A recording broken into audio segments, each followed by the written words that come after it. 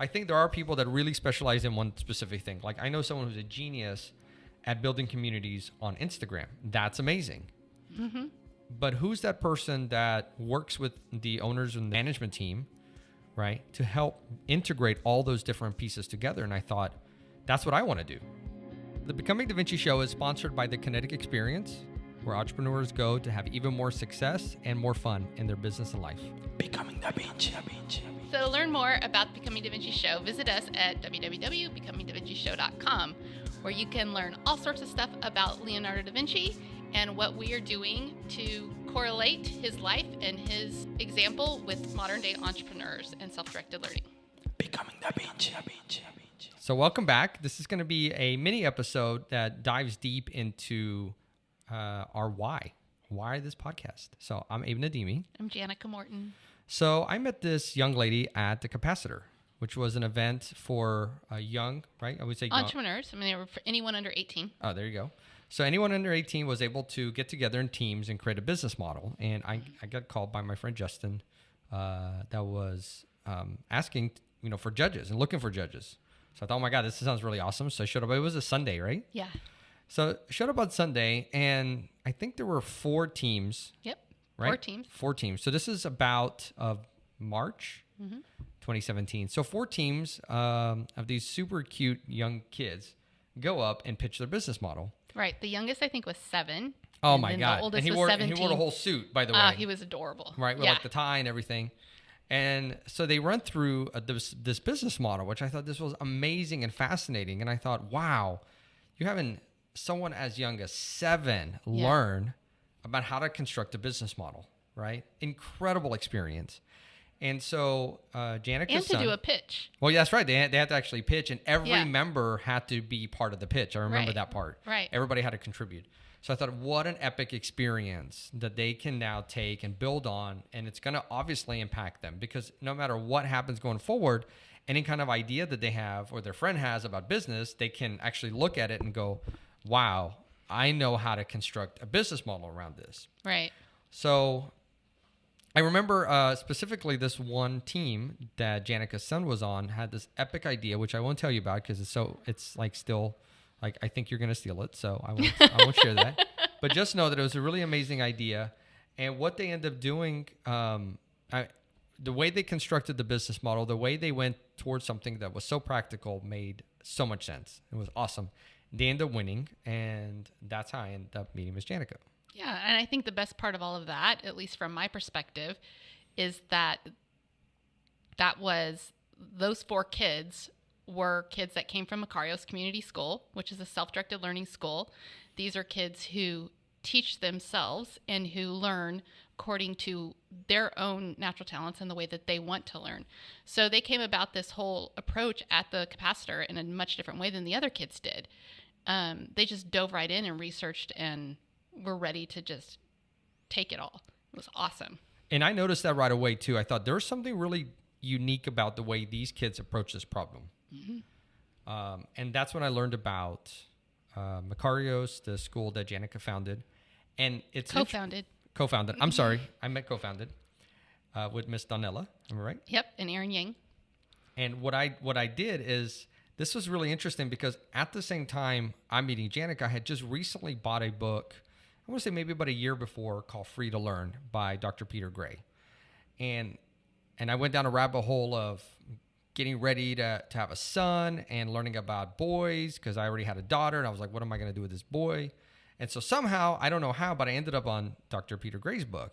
And I thought, wow, what a different view of education. It's a paradigm shift. Complete, utter paradigm shift. Mm-hmm. And so then here I am, X number of months later at Capacitor, and then I meet someone who's co-founded a school based on self-directed learning. And so that's where we started talking about our mutual interest in entrepreneurship and different ways that we can foster individuals to have what we call an optimal life. So it's really whatever they want to accomplish, right? And we love to be part of their journey. Yeah, exactly. And so for me, it's always been about creating those future leaders. And my path of self-directed learning started as a child watching my dad, who, well, both my parents, but I would say mainly my dad. He's definitely a mad scientist. And I tie him really closely to Frankenstein? Frankenstein, no, to Leonardo da Vinci. Okay. In that he's talented in so many different areas, scientifically, artistically, all of the different ways that I don't know. So like growing up, he created he would hybrid roses and create a whole different rose, and we would learn all about all the different ways to garden, and then he would create a new fish type, like not a new fish, but like a different strain. So instead of it being all blue discus, we had a purple discus. And like he taught us how to, and showed us through his life, how to find something that interests you and then take it as deep as you want to. So in his case, he kind of ended when he got bored. Or he would just go on to something else and it would kind of go on the wayside. But for me, it was this exposure to, if you find something interesting, just go and learn and learn and learn and learn. Nothing's going to stop you. And there wasn't internet then. So he would go to the library or he would talk to people. My dad's a serious introvert. So for him to go talk to people was, it's a big deal. But he did. And he created these relationships around other really creative what are they called? Polymaths? More seeds? Should be polymorphs, whatever. These people who are interested in so many different areas of focus. So that's what I grew up with. And then it wasn't until I would say, I always pursued lots of different things and learned whatever I wanted to learn, but it wasn't until I had kids and was like, holy moly, this is a whole other world. Why would you restrain them? Why would you say you can only learn X, Y, and Z at this age when they're so much interested and they have so much interest in so many different subjects? So once I realized that and I just let them go and learn, it was fascinating to see how deep they would go. And then in other subjects, they just really wouldn't.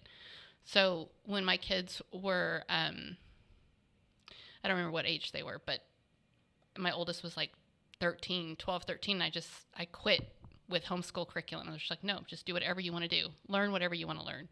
Pursue it, figure it out. I'm not going to control this. And it was, to me, mind-boggling to see how much they learned and how quickly and how deep they went.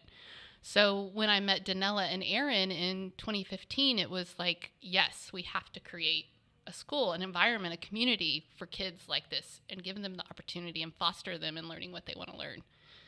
So that's where I was with that when I got to the capacitor.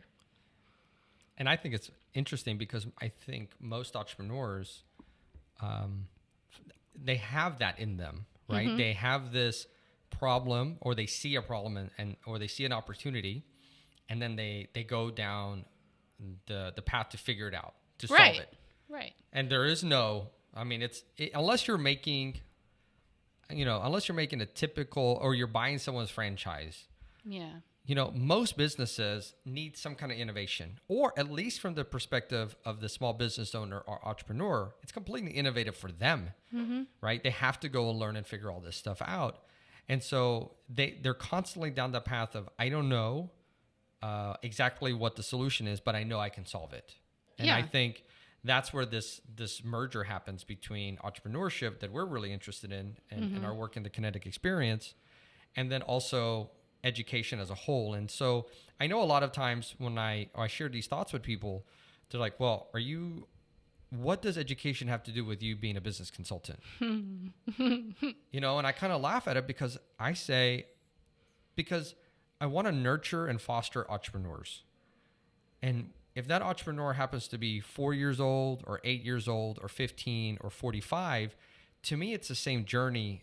It's the same joy I get out of helping, right? And being part of it and learning actually from all the different ages. Like, how can I teach something better, or what can I learn from this experience so it makes my life better? So when I think about Leonardo da Vinci, for me, it's an individual. He was an individual that had this insatiable curiosity and was constantly integrating different pieces of knowledge into his model of the world, mm-hmm. whether it was his understanding of light so that he could work on his paintings, or understanding anatomy so that he could make paintings a little bit more realistic, or turn around and understand anatomy so he could make ideas on engineering, machines and so forth, which I know one thing he did was engineering war machines, because at that time it was really important to develop weapons for the local governor. and Florence and so forth. So it's just really, really fascinating that his story resonates with so many of us. And it resonated with me a lot because I think through, what do you call Da Vinci? Like, is he a painter? Is he an engineer? Was he in a sense, somebody that was more interested in understanding anatomy from a scientific perspective? Like, what would you say Da Vinci is? Because if you were to create a business card, if your job is marketing, you would love this person to have a niche, right? Everybody always wants you to have a niche. And that's actually where this whole idea of this podcast came up, which was, how do we go about, why am I forced to create a niche? Right? I went through this business conference and the seminar and over the weekend, and I was like, okay, I need your niche, Abe. And I'm like, I don't have one. Like, I want to be a business consultant. I'm working with in this space, and I want to help companies grow. But what's your specialty? I'm like, I don't have one. And for a while, it's like, you have to have one. Otherwise, how can we create marketing for you? I'm like, well, because I think there are people that really specialize in one specific thing. Like, I know someone who's a genius at building communities on Instagram. That's amazing. Mm-hmm. But who's that person that works with the owners and the management team, right, to help integrate all those different pieces together? And I thought, that's what I want to do. If I was becoming Da Vinci, right, mm-hmm. what would that be like, and what would that journey be? And I think that's what ended up allowing us to get here, is just pushing back and saying, I'm not going to have a niche. I don't desire to have a niche at this point in my life. Maybe when I grow up, I will. But in the meantime, let's look at someone who, had a major impact, perceived impact, and actually look at his life. How was he educated? What did he do? What was he interested in? And then also relate back to modern day versions of Da Vinci. Mm-hmm. So you look at Da Vinci in the sense of he didn't have anything that today's kids have, in the sense of a solid family, a school to go to, security, safety. Like, he had to create it all. So he had to self-teach. That's right. And so that's really our why behind this podcast and the show, is really using the life of Leonardo da Vinci so that we can create a different idea for ourselves of what it means to be an explorer, mm-hmm. and what it means to experiment, and knowing that there's this other individual out there that's obviously super famous, right? If for some of you this resonates with you, or you look at your kid and say like, wow, my kid is a version of Da Vinci, right? I think our goal ultimately is, as we explore Da Vinci with you, we've only read and researched a little bit up to this point, because we really wanted you to be part of the journey as we go to uncover Da Vinci. It's like, not like we're experts. If you're seeing this on video, there's a book by Walter Isaacson, which is his biography of Leonardo da Vinci. And so we're using that and other information that we have to learn about him and share what we learn as mm-hmm. a journey with you. And then figure out what happens to our view of the world as it relates to education, as it relates to entrepreneurship, which entrepreneurship is ultimately what? It's a solving of a problem for a customer, right? Developing a unique solution, delivering it to them, right? Integrating essentially a bunch of different information. Building a revenue stream around solving the problem. Right. And so, wow, what happens to all of that as we look at Leonardo da Vinci, which died about 500 years ago, almost, within a year of today. His 500-year anniversary is coming up, and looking at his life and other people like him, mm-hmm. that either have already passed on or are with us today. Correct. So I have a question for you. What is something that you would say is like a big deal for you in that you taught yourself? Something that's self-taught that changed your future or made you money? Something that I've taught myself. Wow. So I can tell you, for me, it was learning web development without books or anything. It was just get online, figure out how a page is built, and recreate it, and then learning Photoshop, and then learning marketing and all of that. Fascinating. So you're right. I have things like that. I would say probably one of the things that I have spent a lot of time learning, and I would say in a self-directed method, There's going to be two of them. One of them is going to be on mindset, right? Really, really analyzing my life from the perspective of wanting to be joyful and happy, and wondering at those moments, why am I not happy, or why am I not looking at the positive in a situation, and reading books around it and understanding. I don't have a degree in psychology. I've learned a lot about the topic since, Right. and different strategies and tactics to implement. And I think that's one of my more favorite topics. And then the other one I would say is, relating with people and connecting with people. So inherently, I am friendly and I do make friends with people, but then also understanding what are the different things around that. So I remember as a teenager, I read the book How to Win Friends and Influence People, and I read that super young, because that's one of the most talked about quote unquote business books out there, because if you're going to be successful in business, you have to be good with people. Right. And I read that book when I was a teenager because it meant something to me, like literally the title, How Do I Make Friends? Right. So somebody who, maybe was shy at different points. So the friendship part, no problem. Meeting people, connecting with them up front, sometimes that was hard for me. And then reading a book like that and reading other books around human relations has been fascinating. Right. And then I look at my son or my daughter and figure out what can I apply to them? So for me, I think those two subjects outside of the tactical stuff, like learning QuickBooks or learning legal stuff, which I ended up doing working in our family business, right? Learned all those things. I mean, just getting into the family business, there was already a decade of, tinkering with entrepreneurship principles and tactics beforehand. But after that, those are topics that I still spend time on now. And right now, for example, I'm researching creating a model for myself around, incorporating principles of Stoicism, Buddhism into entrepreneurship for myself, right? So it is about the journey to get money in a sense, right? Because that's ultimately one of the measurements of running a business. But how do I do that while I am also being the best version of myself, and incorporating those elements together? So yeah, I mean, it's a journey. It's always, and there's all these different pieces and all these other things. And while that's going on, researching stuff going on in the news and how does that play in, and understanding the developments over here, and just fascinating. I thoroughly love the process of integrating all this different information. That's why it's called becoming, because you can't ever become. That's it. And everybody else has their journey, right? So we're going to put this out there. If you know anybody that should be covered on this show, please let us know. We're looking for people that are innovative, whether they have a business or not. Maybe they're a school teacher. Maybe they're just that cool grandma down the street that has just really figured out how to make amazing tomatoes grow in her backyard.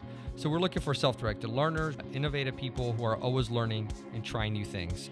Thank you for tuning in to the Becoming Da Vinci show. Join us next time as we learn more about Leonardo and modern-day entrepreneurs. Becoming Da Vinci.